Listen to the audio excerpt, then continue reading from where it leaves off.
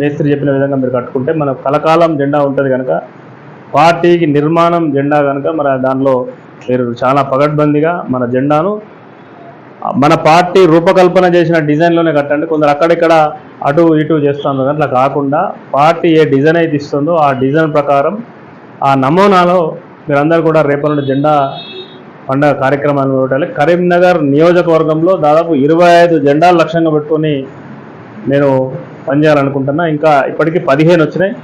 ఇంకొక 5 జెండాలు, ఇంకొక 10 జెండాలు ఉన్నారు. చాలామంది కడతాను ముందుకు వస్తున్నారు. వాళ్ళందరినీ కూడా ఈ వారం 10 రోజులు కొద్దిగా కలిసి మాట్లాడి పార్టీలోకి ఆహ్వానించి ఖచ్చితంగా కరీంనగర్ నియోజకవర్గంలో, ఎందుకంటే మనం రేపొద్దున మనం ఈ 20 రోజుల పాటు మన జెండాలు చూసిన తర్వాత 25 జెండాలు కరీంనగర్ నియోజకవర్గంలో రెపరెపలాడుతా అంటే చూసినటువంటి వాళ్ళందరూ కూడా మేము కూడా ఈ పార్టీలో ఎందుకు లేము అన్నటువంటి ఆసక్తి వాళ్ళకి కలిగి రేపొద్దున మన పార్టీలోకి వచ్చేటువంటి అవకాశం ఉంటుంది కనుక మనం రేపొద్దున నుంచి ఆ కార్యాచరణ వేసుకొని, కరీంనగర్ అంటేనే ఉద్యమాల కిల్లా.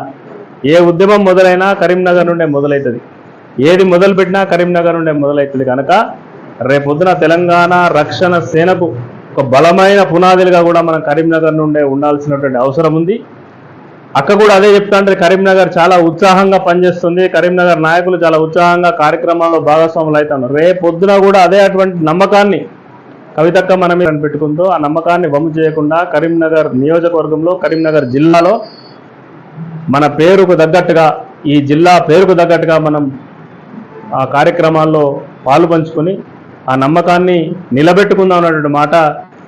ఆ నిలబెట్టుకున్న దాంట్లో మీరందరి పాత్ర ఉద్యమంలో కానీ, తెలంగాణ ఉద్యమంలో కానీ, అనేక మంది సామాజిక ఉద్యమంలో చాలామంది మేధావులు, చాలామంది నాయకులు, చాలామంది వివిధ వర్గాల్లో పనిచేసేటువంటి కుల సంఘాల నాయకులు, ఈరోజు చాలామంది ఒక రాష్ట్ర భవిష్యత్తు గురించి ఆలోచన చేసి, రాష్ట్ర ప్రజానీకం గురించి ఆలోచన చేసేటువంటి వాళ్ళందరూ కూడా ఈరోజు మన వైపు నడుస్తూ ఉన్నారు.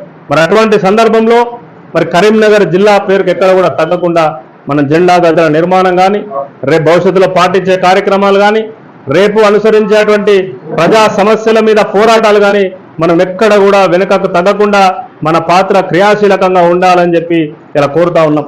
ఇలా వేదికగా ఇలా టీఆర్ఎస్ పార్టీ ఉన్నదనేటువంటి విషయాన్ని ఈ సందర్భంగా మీ అందరూ కూడా గుర్తు చేస్తా ఉన్నాం. ఇది మనకు ఆరంభం మాత్రమే.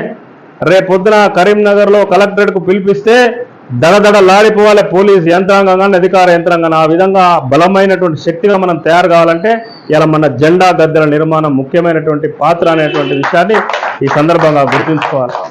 రేపొద్దున సభ్యత్వ నామోదాలు వస్తాయి. సభ్యత్వ నామోదులో కూడా మనం అదే విధంగా పాటుపడాలి, కృషి చేయాలి. ఇది చరిత్రలో నిలిచిపోయేటువంటి రాజకీయ పార్టీ. ఈ దక్షిణ భారతదేశంలో ఒక మహిళా రాజకీయ పార్టీ ఏర్పాటు చేసి ఈ రాష్ట్రాన్ని నేను దిశ మారుస్తా అని చెప్పి ముందుకు వస్తుంది. ఒక బలమైన నాయకురాలుగా కవితకు ఈ రాష్ట్రంలో ఉండబోతుంది. మరి అటువంటి నాయకురాలి బాటలో మీరు నడవాలి అన్నంటే ఒక చరిత్ర కూడా కవితకి ఉన్నది. అంటే ఈ రాష్ట్రంలో ఏ సమస్య ఉన్నా కవితక్కనే ప్రశ్నిస్తుంది, కవితక్కనే పోరాటానికి దిగుతుంది, కవితక్కనే నిరాహార దీక్షకు దిగుతుంది.